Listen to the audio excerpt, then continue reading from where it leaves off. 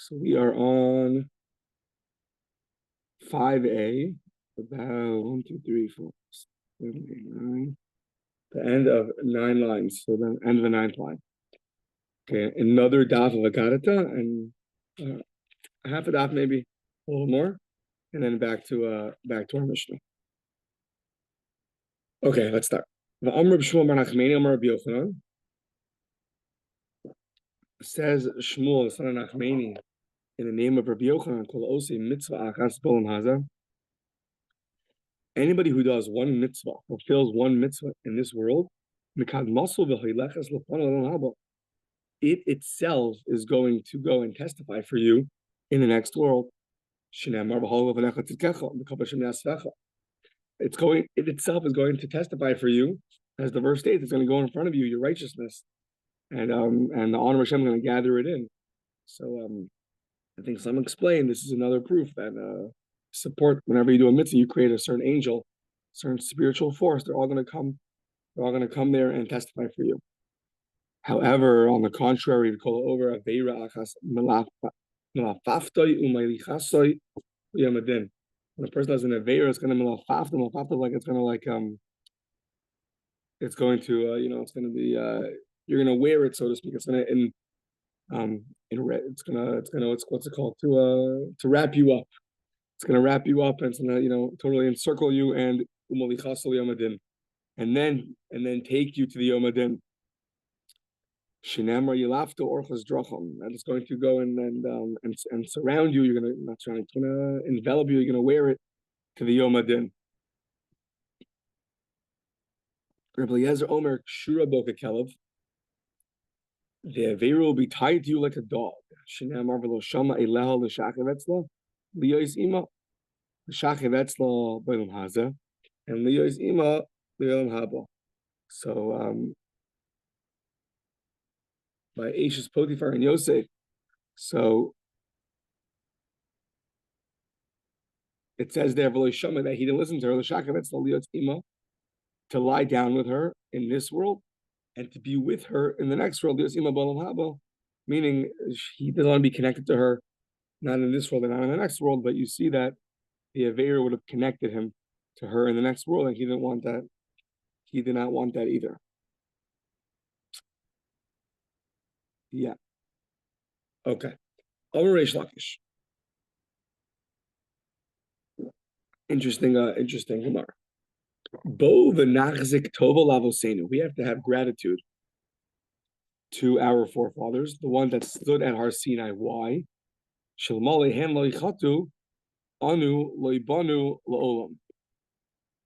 If our forefathers didn't sin by the Chet Egel, we would not have been here today. Rashi explains. They reached a level of a somewhat angelic level by Har Sinai that right now the Gemara understands it was such a level they reached that they wouldn't be able to procreate afterwards. And therefore, he's saying, thank God they ended up doing the aveira, because if not, we wouldn't be here to tell the story. So, and then we're going to ask from a lot of places, like, what do you mean? We're supposed to have children and procreate. So what does that mean? Okay, but so Shinamar ani amarti elokim atam ubnei elyon kulchan. I said, Hashem is saying, I said, elokim atam, you're like Hashem. You mean you're somewhat godly. Bnei elyon kulchan. You're so elevated. You're so exalted. And then it says, chavaltum ma'aseichem, but then you end up you ruin your ways by doing the Chet Egel. And then what happened? Achein ka'adam tamusim. And then that brought death upon the world. So says the Gemara, L'meimra di lo chatu lo havi mo'idi. Is that true? If they wouldn't have sinned by Har Sinai, by the Chet Egel, they would not have procreated. The Torah says, Vatem purvu. So you should go and procreate. Says the Gemara, yeah, that was until Sinai, at Sinai. So the Gemara says, what do you mean? B'Sinai, what happened right afterwards? Hashem told all the men to go back to the tents, which was a way of saying, go back and procreate. B'Sinai namiksiv leichem or lehem shuvu lechem lo'oh lechem. Go back to your tents to be with your wives. So says the Gemara, that wasn't to procreate, that was l'simchas oino. That was just to be together. And what we call a mitzvah oina. Mitzvah oina is a mitzvah to be together, irrelevant of children or not. So they went back to their tents just to be together, not to have children. It says in Devarim, it says, so it says, this the Torah is going to be good for you, your children. Oh, you see children, you have to have children to try. No. What it means is the children, your children that were already there at Har Sinai, but not that you have to have more. The pasuk says, "Zeh Sefer Toldos Adam." This is the book. Sounds like of the Toldos of Adam, of the progeny of man. The Sefer Hayilol Adam Rishon. Did Adam Rishon have a sefer? Like what sefer did he have? What book did he have? The Lami is coming to teach you. Shehera Lo HaKadosh Baruch Hu Adam Rishon. Hashem showed Adam Rishon Dor Vidoy Rasha Dor V'Chachamav Dor Uparnasa. He showed each generation. I'm not sure what the first one is. Dor Vidoy Rasha. Each generation and those that seek it. I don't know exactly which one that is, but Dor Vidoy Rasha, Dor V'Chachamav. He showed each generation and the wise men of that generation. And then it says Dor Uparnasa. Each generation and the ones that support it. Okay. But you see that he's showing Adam Rishon all the generations, meaning even after Har Sinai, after our exalted angelic level, we still have to go and procreate and have more children, and that's what he was showing to Adam Rishon. Kevan shehigia l'dorish Rabbi Akiva. This is a parenthetical. When Hashem showed Adam Rishon the generation of Rabbi Akiva, what happened? Samach b'toiraso. He was so happy with his Torah. V'nisatze b'misaso, and he was so sad with the death of Rabbi Akiva. Amar, that he said, "V'li mayakurecha," to me, how precious are my my beloved ones, about Rabbi Akiva. But what do you see? That he showed him all these generations, which means that even after Har Sinai, we are going to have more generations.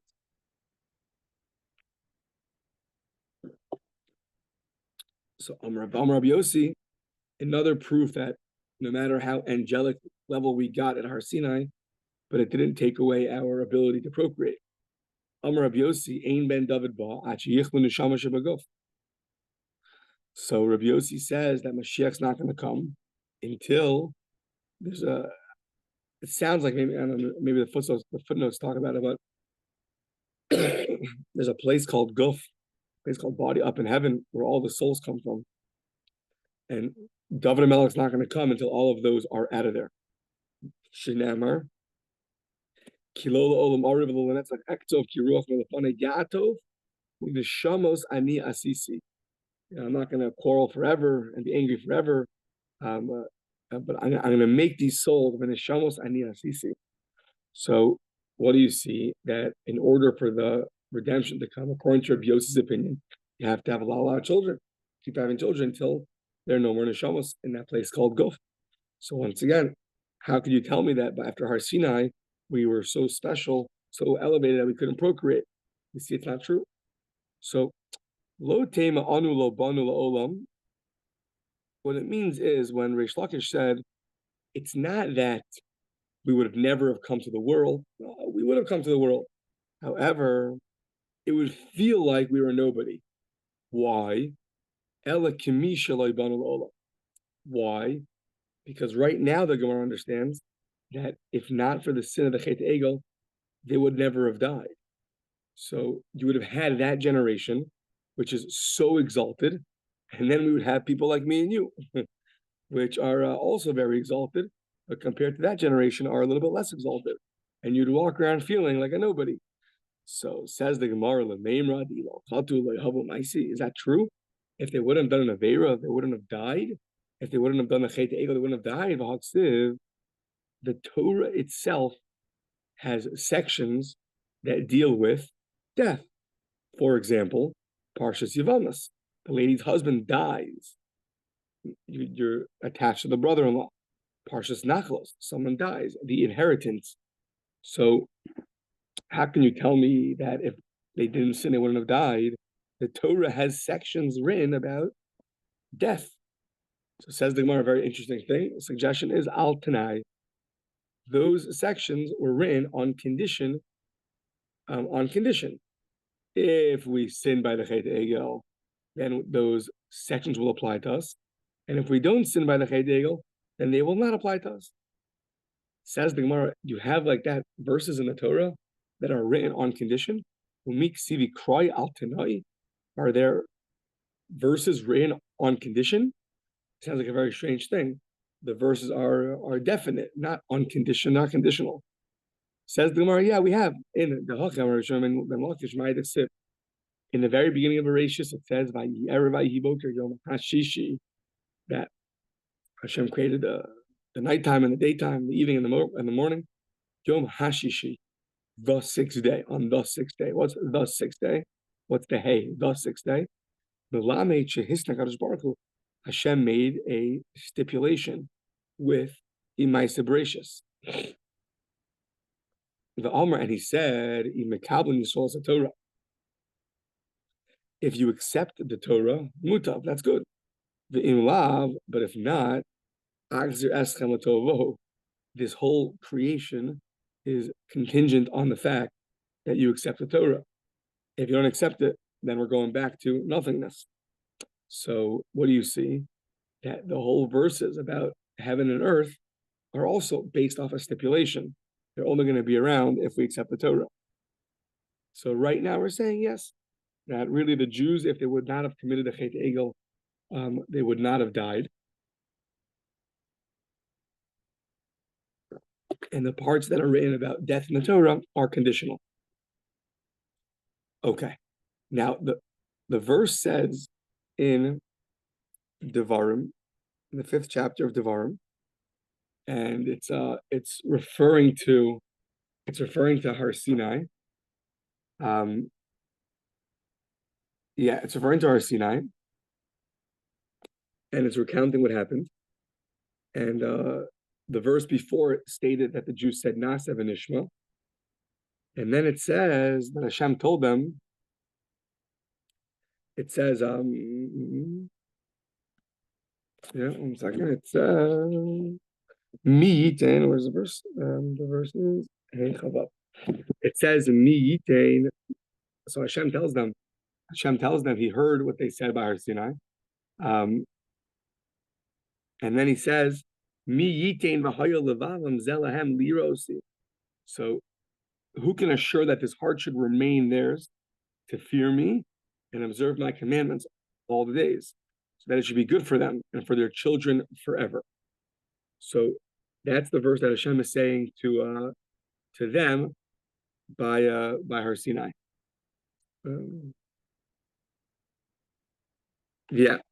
So now we're gonna have two interpretations, one now and one in a little bit, based off this verse.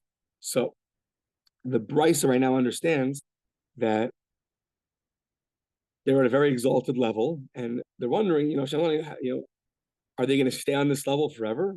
So now, so the Brisa says to nullify the angel of death is impossible. Shekvar nigzer gzeira. Adam Arishan already sinned. So therefore, we can't remove death from the world. So therefore, you see from the Brisa that the way they understand it is that it's impossible to remove the angel of death, which means that they did not get to such exalted level that death was removed from them. So says the Gemara, Halo Kibli Yisrael, that's the Torah. The Jews only accepted the Torah. They didn't want any other nations to rule over them.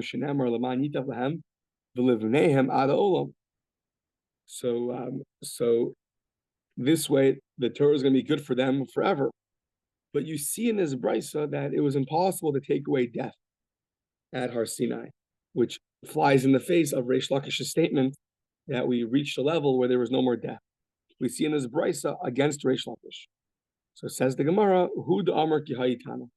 Reish Lakish really goes like the following Tana, the following opinion.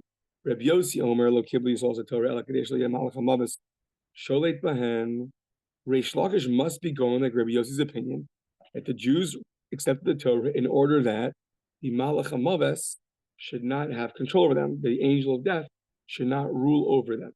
Shinamar, how do I know? A verse we had earlier.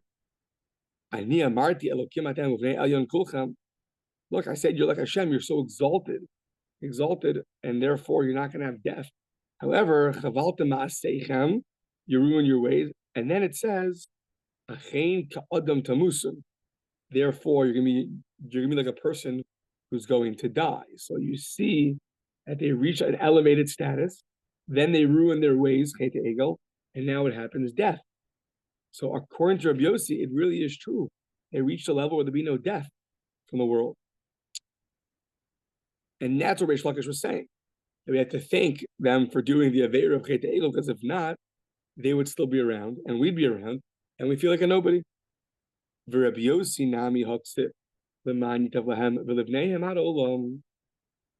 also says, what does he do with the verse? It says, so it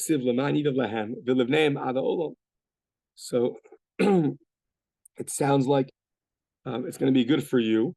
Tovahu dahavya, but hamisaika, it'll be good for you, but it sounds like there's going to be death. It'll be good for you, and then good for your children, meaning, and not you anymore, because you're not going to be here anymore. So we see that there really is death. It wasn't taken away. So we say, Amar lach, kevan deleka misa, ein lecha tova gdola mizu. Now what it means is, there's really no death, and because there's no death, there's no greater good in the world than not having death. So that's the way Rabbi Yossi is going to have to read the verse, that really, if there would be no death, that'd be the greatest good in the world. But Tanakama Nami Huksiv, now the first opinion said that, of course, death was already decreed, and it cannot be taken away. If that's true, how does the Tanakama interpret the verse that after they ruined their ways, death was brought upon the world? The Tanakama Nami Huksiv, Achen Kalim Musun. Oh, so says the Gemara, no, what does it mean, death? It means poverty. Mai Misa Anias. And we're going to see that there are 4 people that have a similar status to a dead person.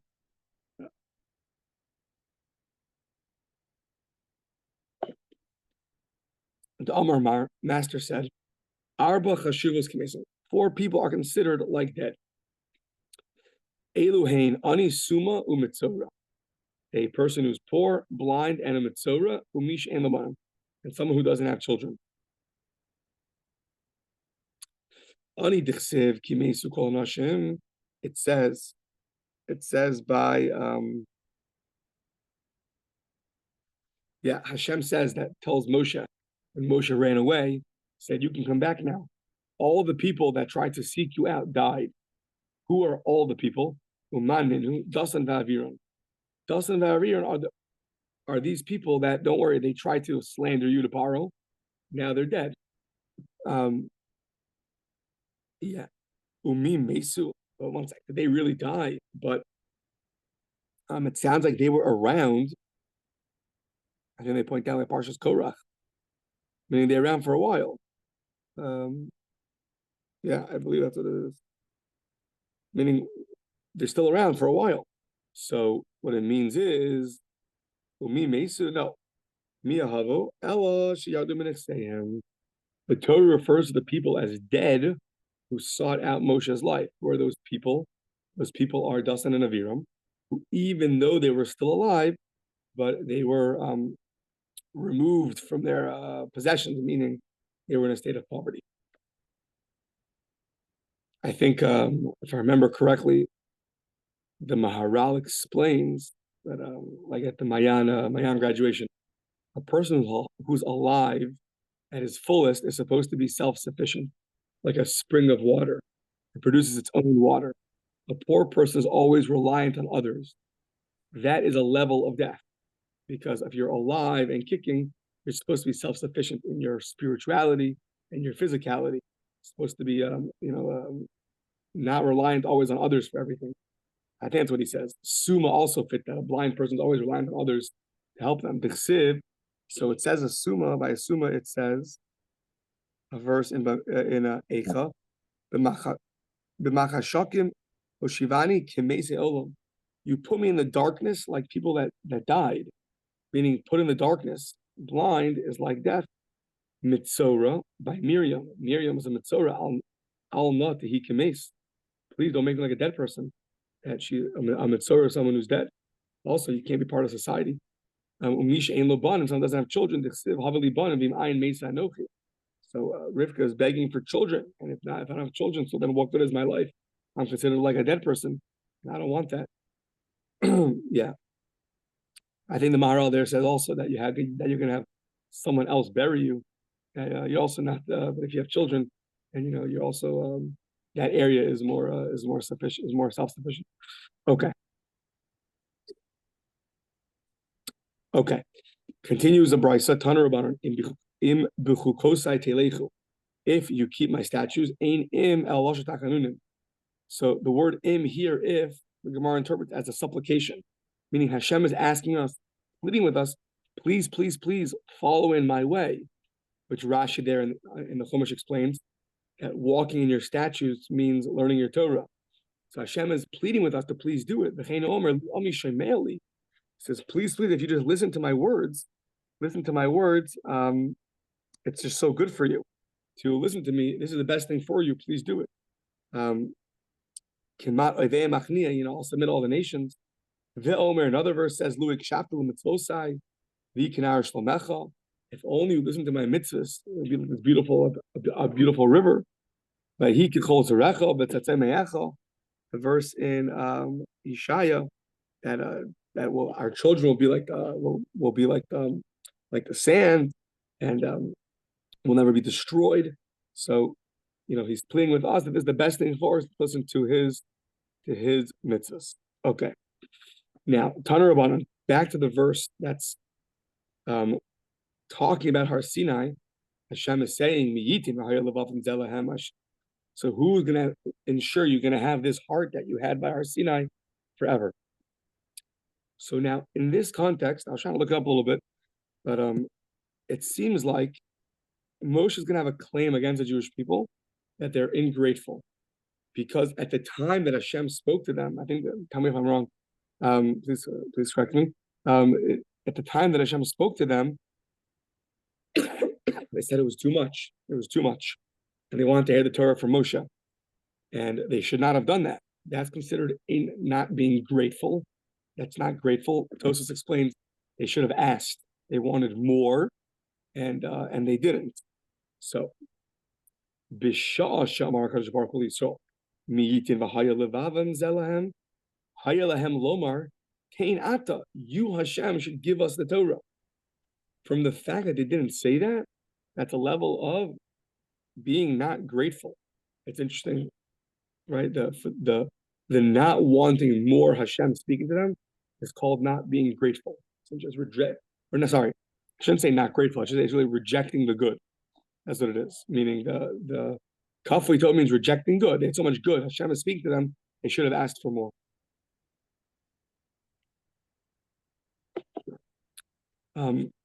Another verse says, "Kafli Tova Dechsiv by the mun, v'nafshenu katza balacha." It's great food. Man was great, and yet it says, we're disgusted by it. Belechem haklukol. It was so easy. The word klukol here means like kal, very easy, because the Gemara says that this is food that you never had to go to the bathroom.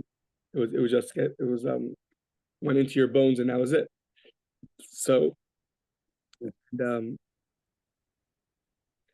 such a great good that Hashem gave them, and yet they complained about it. Yeah. And then it says they were the children of ungrateful people. From the very beginning, Adam Rishon says, he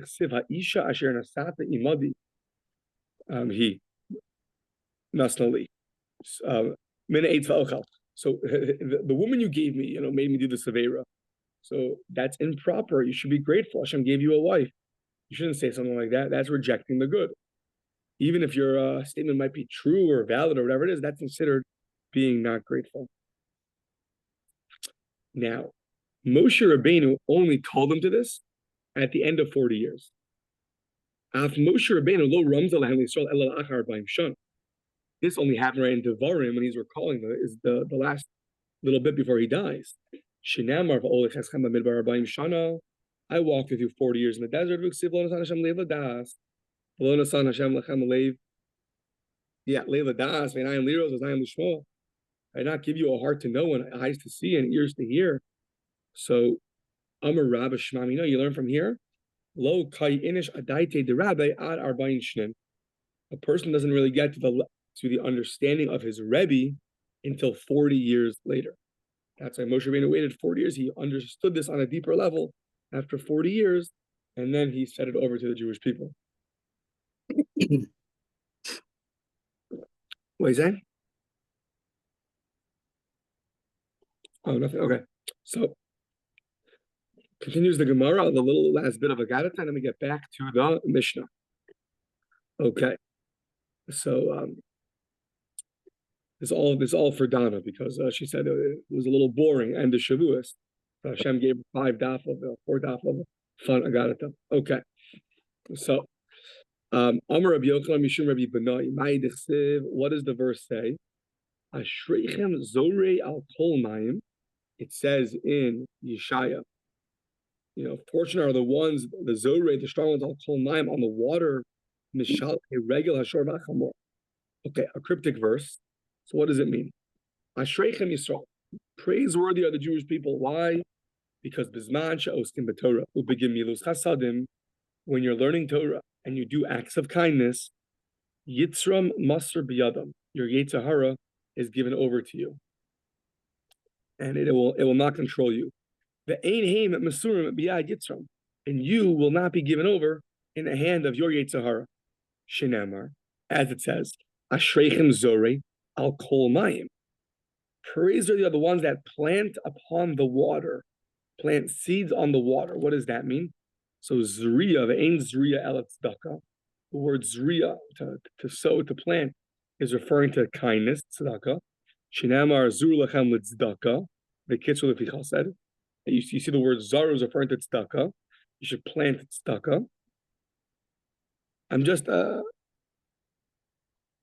thinking now that charity is referred to as planting because just like a plant, you plant seeds, then it grows. You give someone money, it gets them started. It can produce in the future. You do chesed for somebody, it can have long-term effects. So, okay, the ein mayim el Torah, and water we know refers to Torah. Water is the tremendous abundance that comes down from heaven in the physical sense. In the spiritual sense, though, Torah is that incredible abundance that comes down from heaven. Shinamar, as it says, have called tzamei l'chulamayim. Anybody who's thirsty, go to water, and there it's referring to the Torah. Who's thirsty for learning, you should go. Mishalche regel hashor v'achamor. It says the one that sent forth the feet of the ox and the donkey. What does that mean? Tana de Be'eliyahu. La'olam yasim adam atzmo al divrei Torah. A person should always put himself on the divrei Torah, like what? Kishor la'ol, like an ox for its oak, and a chamor for its muscle. So, and a donkey for its burden. Meaning, the same image you have of an ox carrying its burden is the same image we should have when we learn Torah. What does that mean? So I heard one time a simple but explanation is that the animals here, an ox and a donkey, are totally under their burden, under their yoke, and under their the luggage that they're schlepping. They're totally under it. So too we're supposed to be totally submissive to the Torah. It dictates our life and not we dictate what it says. So meaning you have to have an objective understanding of what it means, and then you're totally submissive under it. You're under the Torah, like an ox to its yoke and the horse, a donkey to its burden. Okay, back to our Mishnah. Our Mishnah taught us that you're not supposed to do business transactions with idol worshippers 3 days before their holidays, because what's going to happen on the day of their holidays? They're going to come and thank their idols, and therefore you can't cause them to do something to go thank their that they're going to go and thank their idol worship. You can't go and encourage and enhance idol worship. Yeah. So,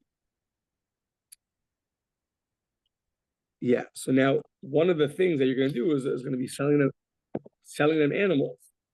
It says, yeah. And now the Gemara understands that it sounds like 3 days beforehand. Why 3 days beforehand? So the Gemara seems to understand that when you're going to give them an animal, you're going to sell them an animal. So what's going to happen? It's going to take 3 days to prepare the animal before their holiday. And on that idea of 3 days to prepare an animal, we're going to ask for the duration of today about that.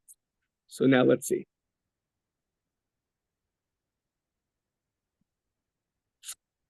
Yeah. So umi ba'inan kulehai, well, you need 3 days. 3 days beforehand to prepare the animal of hatnan. The Mishnah says in Chulin, arba'a prakim b'shana, 4 times a year. Hamocher behemdo lechavero, tzarich lehodio. There are 4 times a year we're going to see that you really need meat. 4 times a year. And therefore, when you sell meat at those times of the year to your friend, you have to make sure you tell them, this is the mother, this is the child, because you can't slaughter both in one day. This is ima macharti lishchot, bita macharti lishchot.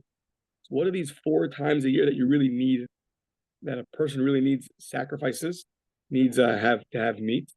The Eluhain, Erev Yontiv Achron Shel Chag, so the day before Shmini Atzeres, Erev Yontiv Arishon Shel Pesach, before the beginning of Pesach, the Erev Atzeres, before Shavuot, the Erev Rosh Hashanah, and before Rosh Hashanah. 4 specific times that people are really in need of meat.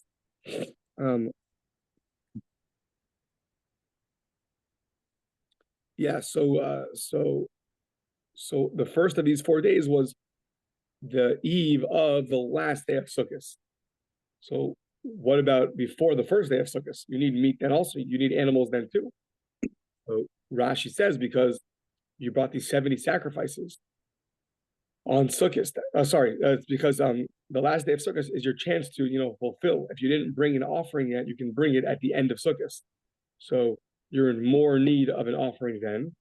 Or Tosa says, well, the beginning of Sukkot, you're so busy with your lulav and your sukkah, there's not so much time for a feast. But at the end of the holiday already, there's more time. Either way, that's that Erev Shavuos, you have to bring your korbanos, and Erev Rosh Hashanah, you have to eat meat because it's a yontif. So you're in need of meat. And according to Rabbi Yossi Glili, even Erev Yom Kippur, special mitzvah to eat Erev Yom Kippur, and in the Galil, they would have in the Galilee, they would have tremendous feasts on Erev Yom Kippur. So, but what do you see from here? That as long as you sell the person an animal 1 day before, that's going to suffice. So why in our Mishnah do you need 3 days to sell the animal beforehand? Just 1 day should suffice. So says the Gemara, Hasam de la achila saki b'chad yoma, achad de la krava b'ina tzalta yomi. So the Gemara now understands, well, for eating purposes, you just need 1 day to prepare the animal. But for sacrificing the animal, you'll need 3 days.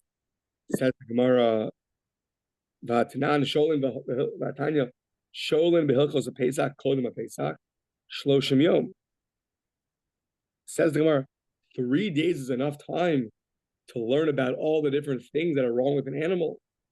The Brisa says you need 30 days before Pesach, because to learn about all the laws of Pesach, including how to shech the animal properly. Rabbi Shimon ben Gamliel Omer Shtei Shabbosos. You need 2 weeks, so it takes a very long time to learn about all the different blemishes that could result in an animal in order to bring a proper sacrifice. So why only 3 days? Says Gemara, it depends. Us Jews, anan deshchichimumin, the pasli afilu bedukin shabayin.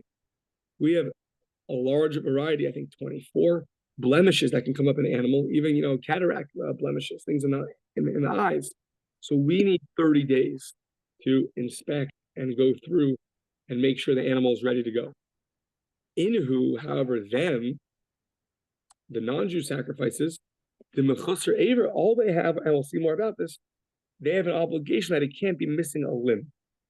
To not miss a limb, you only need 3 days to prepare. The mechusar aver islahu bitlata Yomi Sagi. When a non-Jew brings a sacrifice, it just has to be, make sure that's not missing a limb. And therefore, 3 days is enough. Now, it's interesting. When are the non-Jews bringing sacrifices? So we know they're allowed to bring a sacrifice. The Korban Ola, it's fully consumed to the base of Mikdash. So that's one. And we know that we also had in our history these things called bamos, these altars they built. There's a period of time where you were allowed to bring a sacrifice on the bamos, on these altars.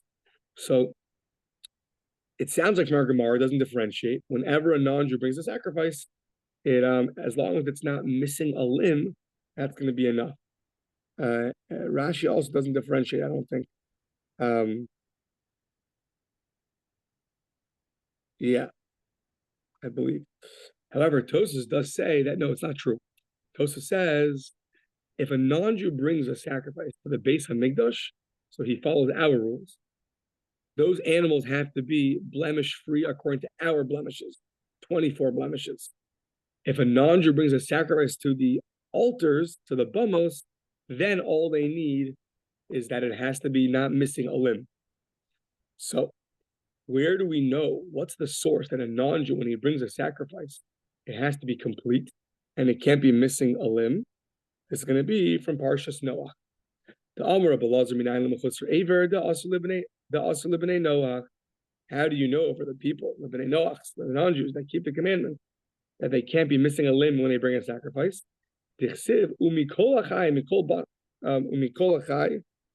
mikol basar shnayim mikol tabi el hateva lahachios itcha zakar unakeva yihiyu.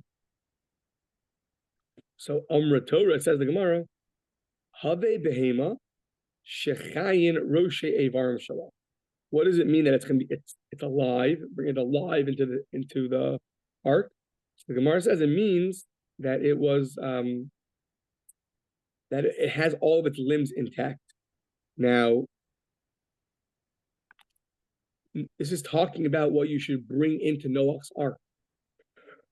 Excuse me. But Rashi says that it's relevant to sacrifices because when Noah left 2 chapters later, when he left the ark, what did he do? He brought from the animals a sacrifice. So already the animals he's bringing into the teva, into the ark, are there to be brought as sacrifices afterwards when he leaves the ark. That's why you could learn the laws of what kind of animals you need as a sacrifice from the animals that he brought into the ark. So says the Gemara, that's the verse you're using. Don't we need that verse to teach you? That verse actually, a living animal is just coming to teach you that it can't be a treifa. It can't have a fatal wound, which will cause its death within 12 months. So says the Gemara, no, that's from Milichios Zera Nafka. That's from a different verse that says that it has to be alive and able to procreate. And a treifa, an animal with a fatal wound, within 12 months, that's going to die, is unable to procreate. So that's how you know that the animal can't be a treifa. It says the Gemara, Hanicha l'mandamar treifa eina yoledes. There's 2 opinions about that. Can a treifa give birth or can it not give birth? So this opinion that from the words you have to be living enough to procreate, which comes to exclude a treifa, an animal that has a fatal wound, that only fits with the opinion that a treifa cannot procreate. However, el lomandam or treifa yoledes, but the animal but according to the opinion that an animal that has a fatal wound is able to procreate, Michael Amemar, according to them, you must use our verse to teach you that a non-Jew cannot bring a fatally wounded animal to the base of Mikdash, which then is a problem, because how do you know that it can't be lacking any limbs? Amar Kra, the verse says you have to bring the animals that are itach, with you. What does that mean? Bidomen lach. Bring the animals that are like Noah. So Noah is complete, not missing his limbs. The animal shouldn't be missing its limbs either. Says the Gemara, V'dilma Noach gufei treifa havei. Maybe Noah, who knows, all those years building the ark, got a fatal wound. Who told you he was complete? Says the Gemara, what do you mean? It says Tamim ksivbei. The Torah says that he was complete, right? Eila told Noah ish tzadik, Tamim. He was whole, complete, no fatal wounds. Says the Gemara, no, maybe there just means V'dilma Tamim b'drachav haya. His actions, the ways he walked, the way he lived his life was complete, but maybe he had a fatal wound. It says tzaddik sivbei. It says he was a tzaddik. So if he was a tzaddik, so you see he was totally wholesome, complete. Says no. Dilma tamim b'drachav and tzaddik b'maisav havei. He was wholesome in the way he walked with Hashem, and he was totally righteous in his actions. He didn't do anything wrong, but maybe he had a fatal wound. So says the Gemara, this doesn't make any sense. Lo sagadaita the Noah kupe treifa havei. It doesn't make sense that Noah was fatally wounded, and Hashem is telling him, bring the animals that have fatal wounds onto the ark. It doesn't make any sense. The Noah treifa, if Noah was really a treifa, was fatally wounded, so Amrle Rachmana kibasach ayil and Shlomin lo ta'ayil. How do you understand the verse in the Torah? Bring animals similar to you. You should only bring fatally wounded animals onto the ark, but you shouldn't bring any whole animals onto the ark. That doesn't make any sense. So back to the way we thought, from the fact that it says bring animals like you, it means bring wholesome animals. According to that opinion, what do I need the verse that you have to be living enough to procreate? What is that necessary for? It can't come to exclude a treifa, because a treifa, according to this opinion, can procreate. So says the Gemara that you need both verses. If you only have the verse from you, similar to you, it can't be fatally wounded.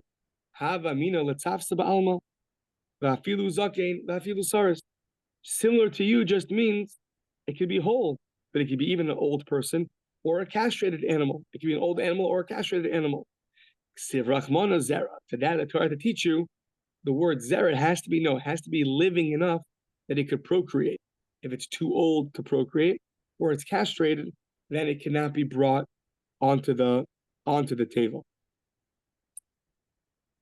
Okay, let's stop here. Chodesh Tov, and Bez Hashem, I'll be back in person. I'm hoping Friday or Shabbos or Sunday.